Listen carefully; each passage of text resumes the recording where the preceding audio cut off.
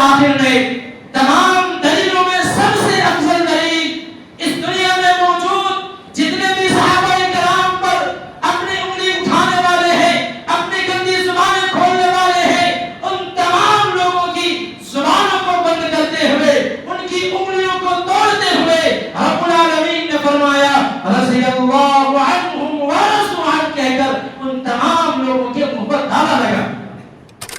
ہم محب صحابہ ہیں، ہم اپنے دل کے ایک ایک گھر میں صحابہ کرام کی محبت کو کوٹ کوٹ کر بھرے ہوئے ہیں۔ ہم وہ انسان ہیں، ہم وہ جماعت ہے، ہم وہ امتی ہے کہ صحابہ کرام کو ہم کتاب اللہ سے جانتے ہیں، ہم تاریخ سے صحابہ کو نہیں جانتے۔ ہم بس اتنا جانتے ہیں کہ قرآن میں رب نے کہہ دیا رضی اللہ عنہم ورضوا عنہ، بس اپنی زبان میں تالا لگا دیا جائے۔ صحابہ کرام ہم مانتے ہیں انبیاء کی طرح صحابہ کرام معصوم عن الخطا نہیں تھے، صحابہ کرام انبیاء کی طرح معصوم نہیں تھے، انسان ہونے کے ناطے صحابہ کرام سے بھی کچھ خطائیں ہوئی ہیں۔ اجتہاد کے طور پر جب انہوں نے اپنا اجتہاد کیا تو ان سے کچھ خطائیں ہوئی ہیں، اور بغیر اجتہاد کے بھی انسان ہونے کے ناطے ان سے کچھ غلطیاں ہوئی ہیں، لیکن ان تمام غلطیوں کو، ان تمام خطاؤں کو رب العالمین نے معاف کر دیا۔ اور جس جماعت کو رب العالمین نے معاف کر دیا اس کے بارے میں تمہارے پیٹ میں مرچی کیوں ٹوٹتی ہے؟ اس کے بارے میں تم اپنی گندی زبانیں کیوں کھولتے ہو؟ یہ جو کالے کپڑے پہنے ہوئے کالے دل والے لوگ جو اہل بیت اور حضرت حسنین کے نام پر، مولا علی کے نام پر، حسین کے نام پر، اہل بیت کو اہل بیت کے نام پر صحابہ کرام کو برا بھلا کہتے ہیں، ابو بکر عمر رضی اللہ تعالی عنہما کو برا بھلا کہتے ہیں، میں ذرا ان سے پوچھنا چاہتا ہوں کہ تم اہل بیت کے فضائل کو بھی جانتے ہو؟ حضرت حسین کو خط لکھ کر کے تقریباً کئی ہزار خطوط لکھ کر کے کس نے بلایا تھا کوفہ؟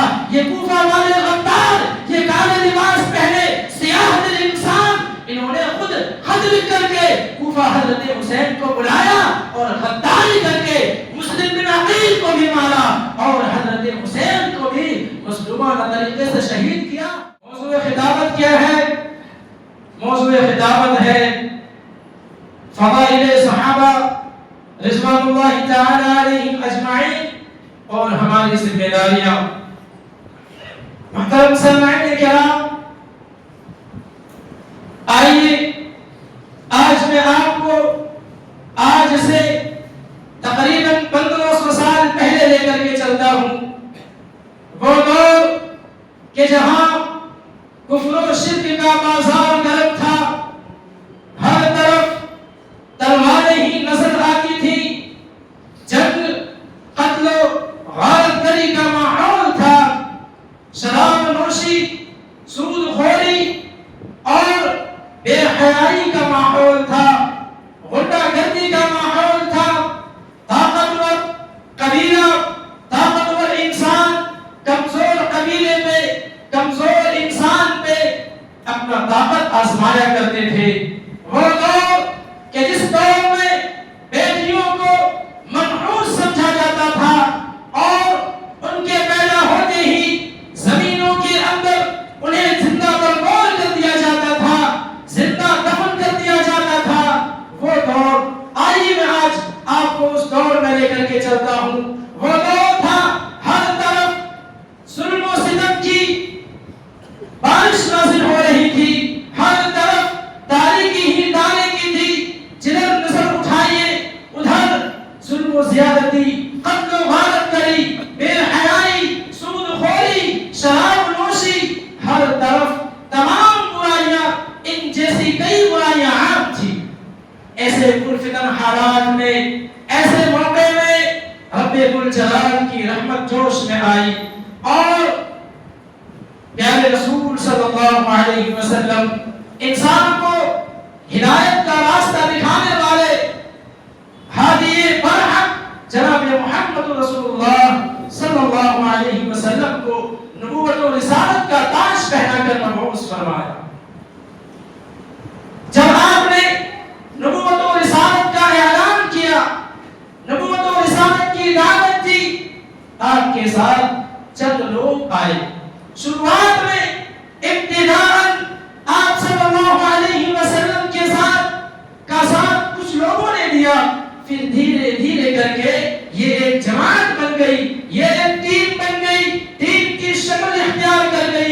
جسے ہم اور آپ صحابی رسول کے نام سے جانتے ہیں.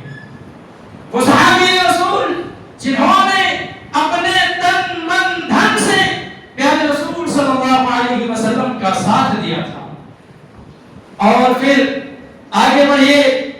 پیارے رسول صلی اللہ علیہ وسلم نے اپنے 23 سالہ دور نبوت میں ان صحابہ کرام کی وہ جماعت، ان صحابہ کرام کی ٹیم کو تیار کیا، ان کی تربیت کی اور پھر ان کی اصلاح کی، ان کو سکھایا.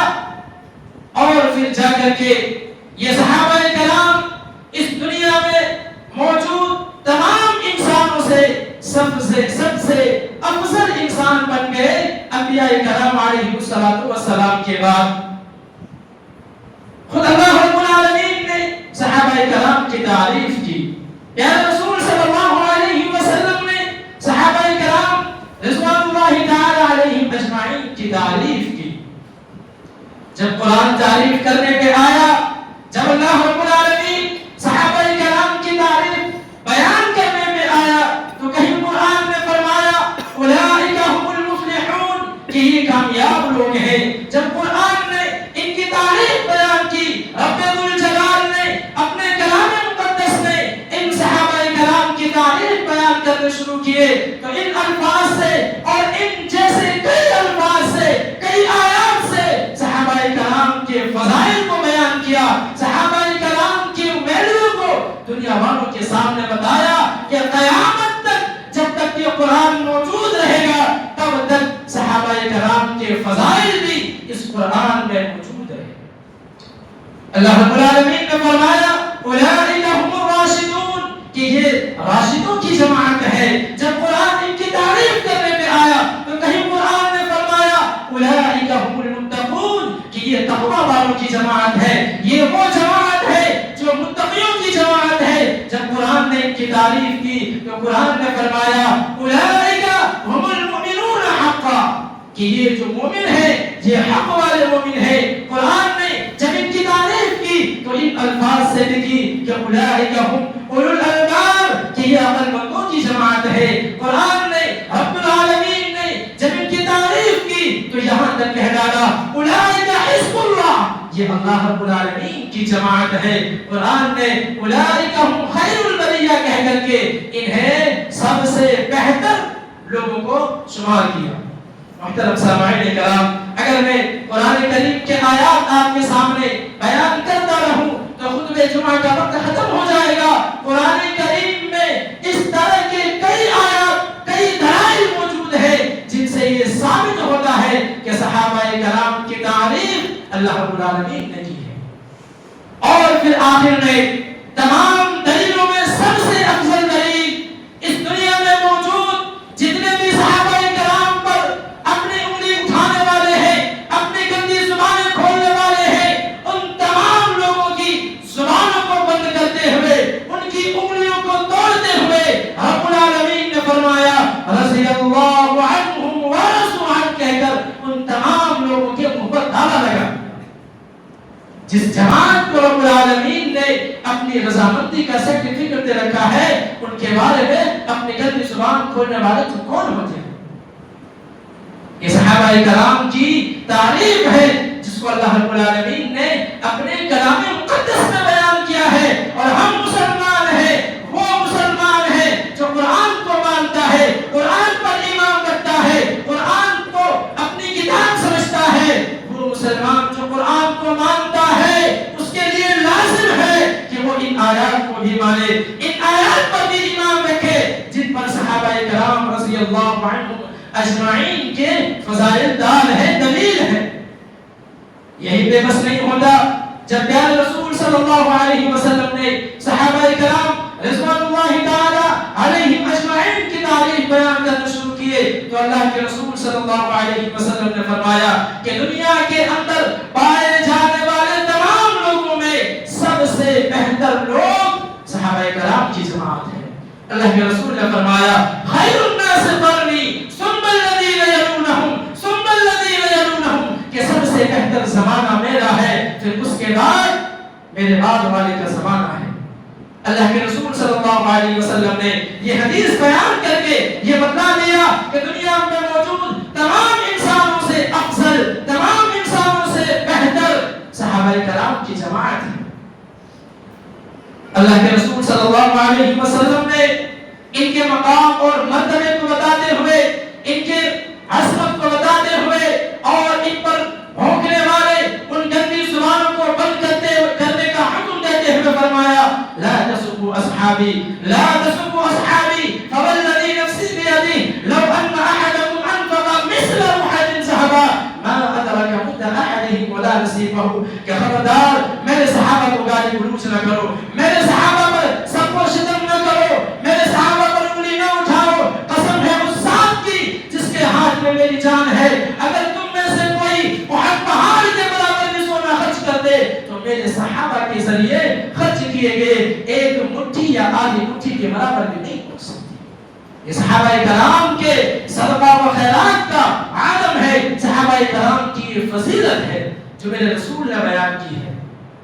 اگر آپ اللہ کے رسول کو مانتے ہیں، اگر آپ خود کو محب رسول کہتے ہیں، اگر آپ خود کو عاشق رسول کہتے ہیں، تو پھر رسول کو ماننے کا مطلب کیا ہوتا ہے؟ رسول کی باتوں کو نہ مانا جائے۔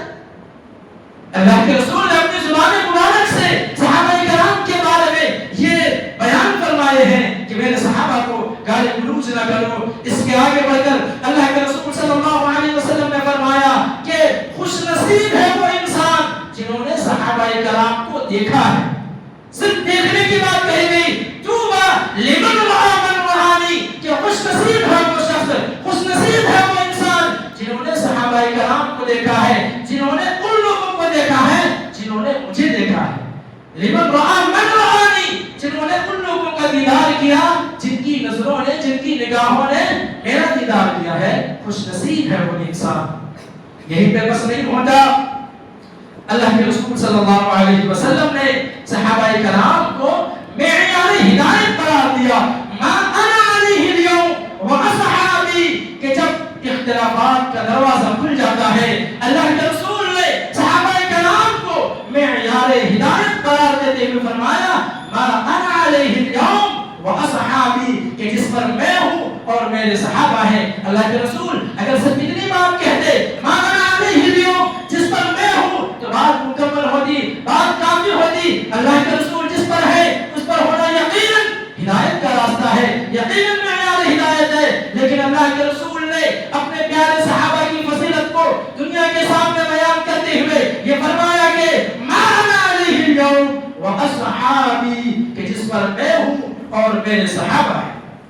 محترم سامعین کرام، اسی طریقے سے دنیا کے اندر مشاجرات صحابہ کو موضوع بنا کر صحابہ کرام پر زبان کھولنے والے ان تمام لوگوں کو دندان شکن جواب دیتے ہوئے پیارے رسول نے کیا فرمایا؟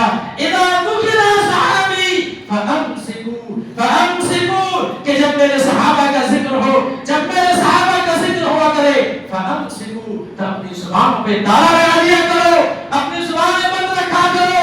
مشاجرات صحابہ کو موضوع بنا کر، مشاجرات صحابہ کو مضمون بنا کر، ٹائٹل بنا کر کانفرنس نہیں ہوتی ہے، مشاجرات صحابہ کو موضوع بنا کر ویڈیوز نہیں بنائے جاتے ہیں، مشاجرات صحابہ کو موضوع بنا کر عوام الناس کو، خصوصاً نوجوانوں کو گمراہ نہیں کیا جاتا ہے۔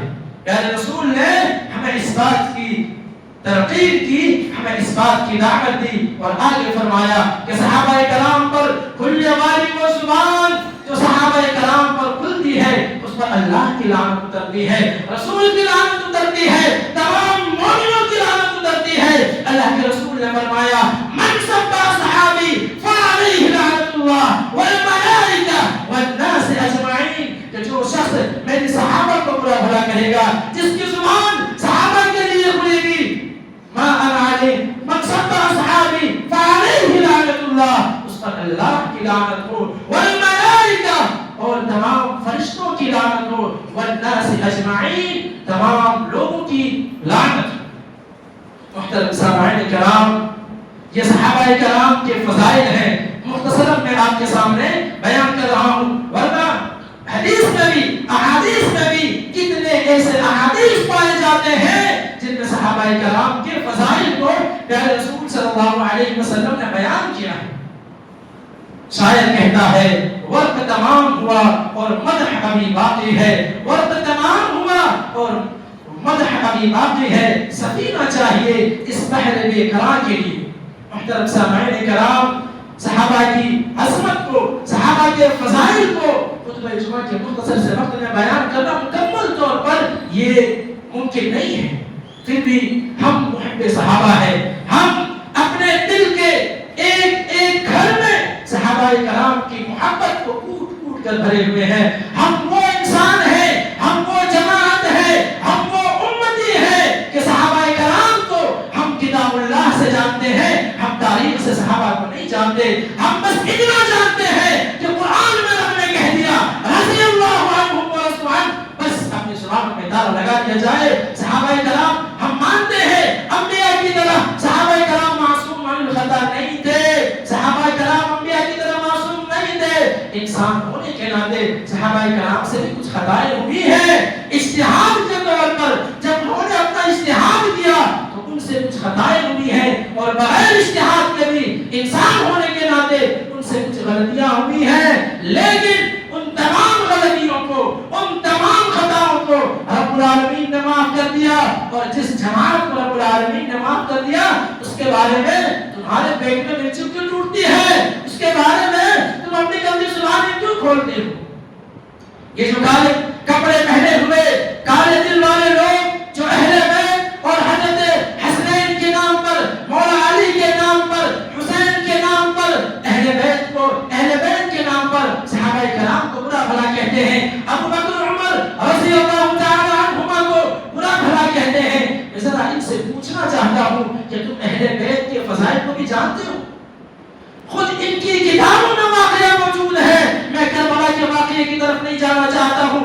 یہ لوگ جو یہ دعویٰ کرتے ہیں اپنے سینوں کو پیٹتے ہوئے، یہ کہتے ہیں کہ حضرت حسین کو یزید رحمۃ اللہ علیہ نے قتل کیا تھا، امیر معاویہ کے بیٹے، امیر معاویہ کے فرزند نے یزید نے قتل کیا تھا۔ ذرا ان لوگوں سے میں کہنا چاہتا ہوں تم ہماری کتابیں نہیں پڑھو، تم تاریخ کی کتابیں نہیں پڑھو، تم جاؤ آج سے 20ویں صدی ہجری کی کتاب پڑھو، اس وقت کی کتاب پڑھو جس وقت وہ کتاب جو کربلا کے میدان میں چھپی ہے، وہاں کے مصنف نے اس کتاب کی تحریر کی ہے، اس کتاب کی تصنیف کی ہے، جا کے اپنی کتابیں پڑھو۔ حضرت حسین کو کس نے قتل کیا تھا؟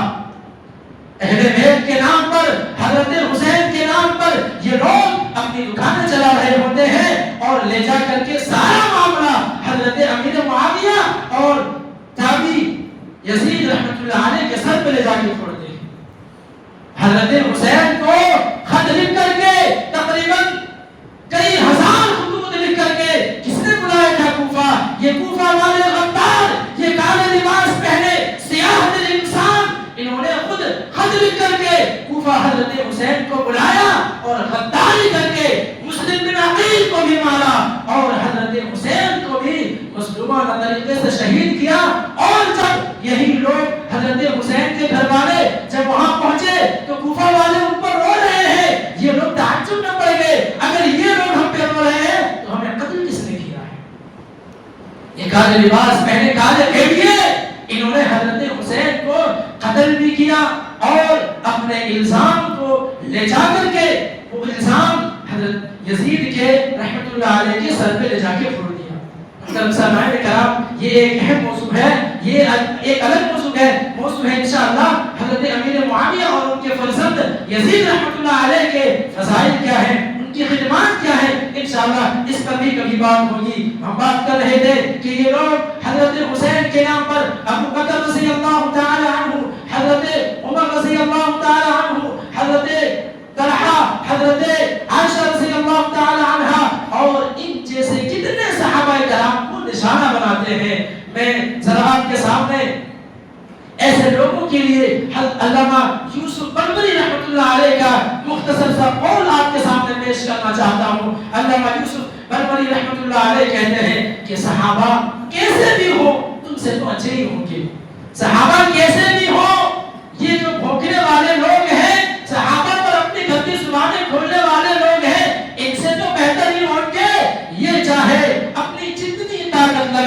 یہ چاہے آسمان کی بلندیوں پہ اڑ جائے، یہ چاہے ہزاروں کتابیں لکھ دے، یہ چاہے ہزاروں ویڈیوز بنا لے، یہ چاہے کئی لوگوں کی جماعت اکٹھی کر لے، لیکن یہ صحابہ سے بہتر نہیں ہو سکتے۔ یہ لوگ چاہے جتنی کوششیں کر لے، صحابہ سے بہتر یہ نہیں ہو سکتے۔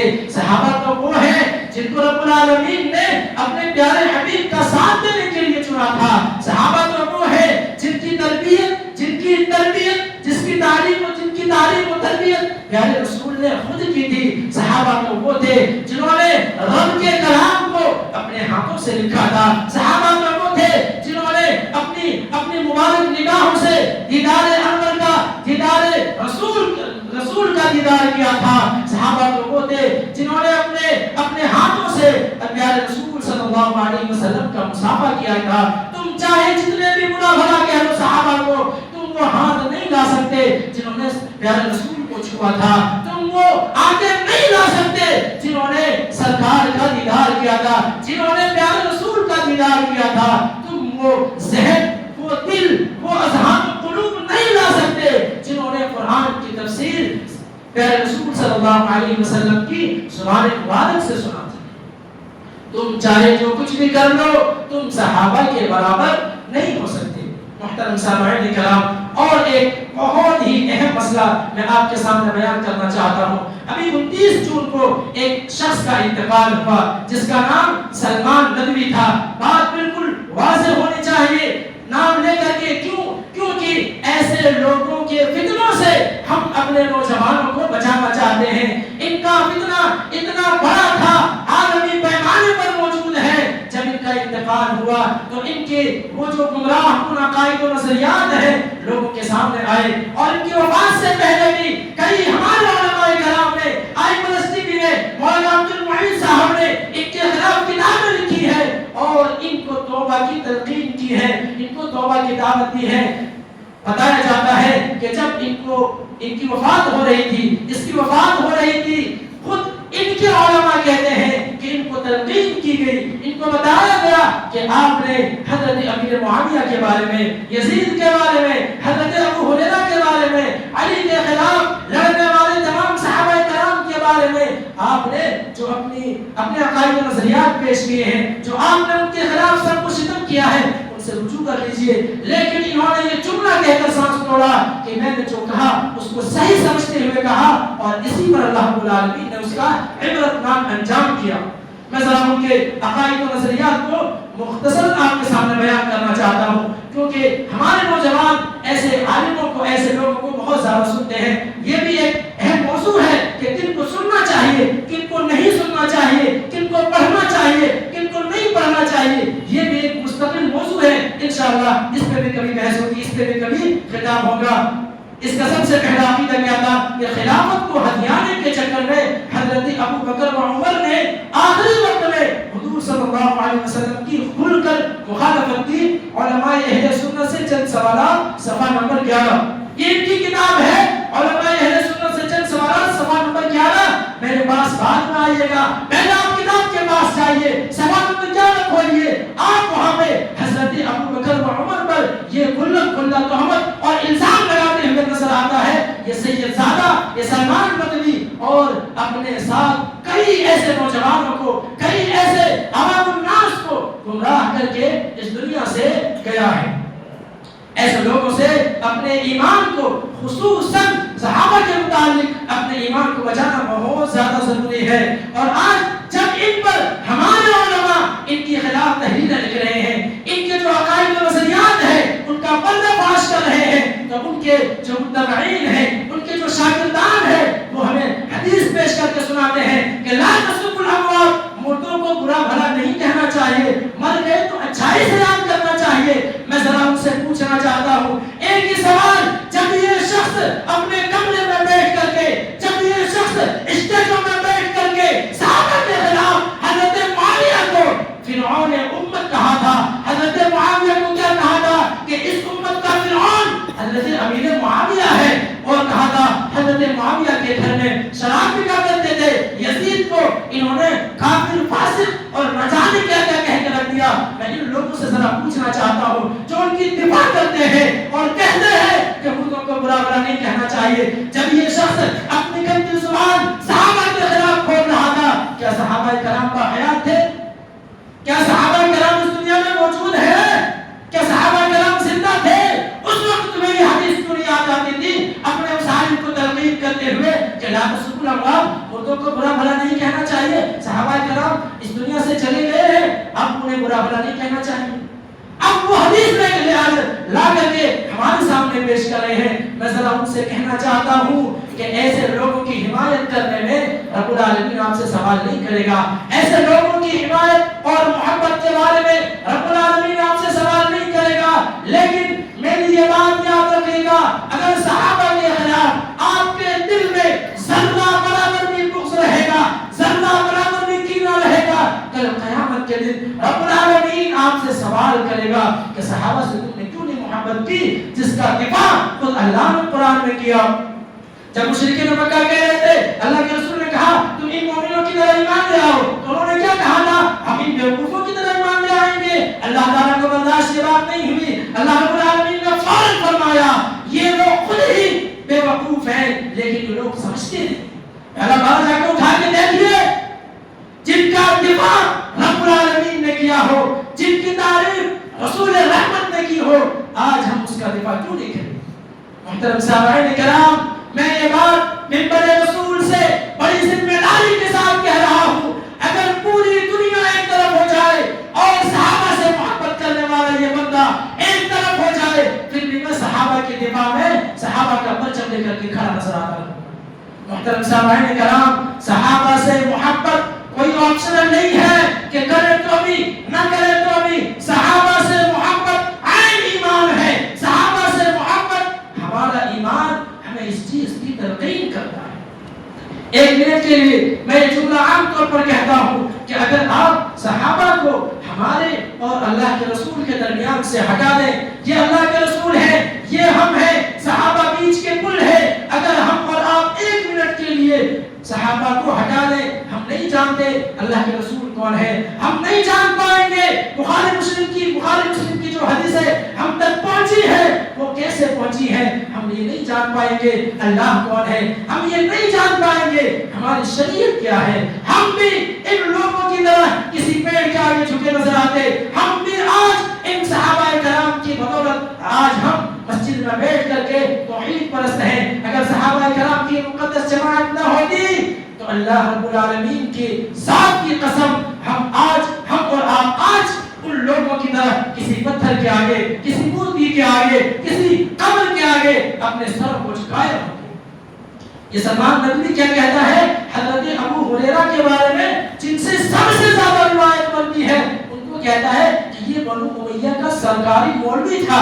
اسی کتاب کے صفحہ نمبر 12 میں جا کر کے دیکھ لیجئے، علماء اہل سنت کے چند سوالات صفحہ نمبر 12 میں جا کے دیکھ لیجئے گا.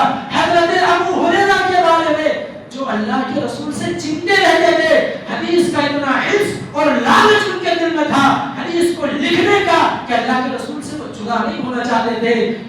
اللہ کھانا کھائے نہیں کھائے بھوکے پیاسے رہے، وہ صفا کے چبوترے میں پڑے رہتے تھے.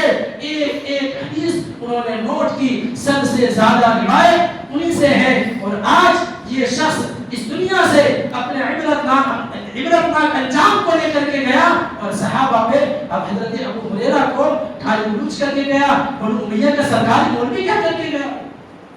اسی طریقے سے حضرت امیر معاویہ کے بارے میں نے بتایا کہ ان کے بارے میں انہوں نے سب سے زیادہ گستاخی کی ہے.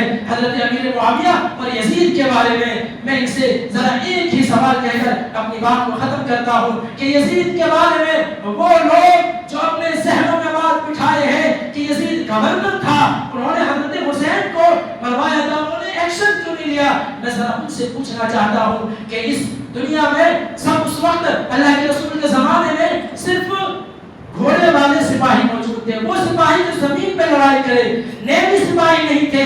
حضرت امیر معاویہ نے سب سے پہلے سمندر میں جنگ کر کے اسلام کو نیوی سپاہی دیا تھا، اسلام کو نیوی آرمی دی تھی. حضرت امیر معاویہ کے کو جب یہ کہا گیا کہ آپ نے یہ لشکر تو تیار کر لیا، یہ آرمی تو تیار کر لی، لیکن اس کی کیا گارنٹی ہے، آپ سب سے پہلے اپنے گھرانے والے کو بھیجیے. حضرت امیر معاویہ نے یزید رحمۃ اللہ علیہ کو اس سمندر میں سوار کر کے